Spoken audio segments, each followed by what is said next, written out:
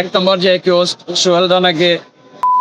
দণ্ডিত করা হয়েছে এবং তাকে সহায়তা করার জন্য নারী নির্যাতন দমন আইন 2009-2+30 ধারায়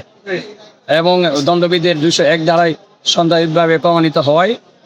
তার সাথে সোহেল রানার সাথে তার স্ত্রী স্বপ্না আক্তার দণ্ডিত করা হয়েছে। আপনি তো রায়ের সময় উপস্থিত ছিলেন। জি আমি আমাদের বর্তমান যে পরিস্থিতি সে অনুযায়ী যোগ্য উপযোগী রায় হয়েছে বলে আমরা বিশ্বাস করি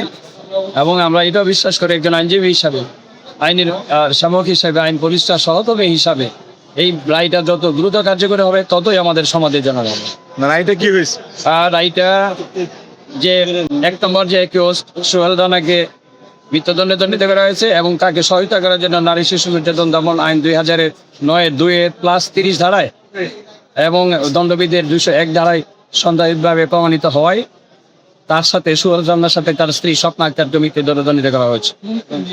এবং সোহেল রানাকে 5 লাখ টাকা এবং স্বপ্নাকে 2 লাখ টাকা জরিমানা করা হয়েছে এবং জরিমানার অর্থ স্বপ্না এবং সোহেল রানার স্থাবর অস্থাবর সম্পত্তি নিলামে নিয়ে ভিকটিমের বাবা মাকে পরিশোধ করার জন্য নির্দেশ দিয়েছে। ঠিক আছে, এর রায়ে কি সমাজ কোনো মেসেজ পাবে?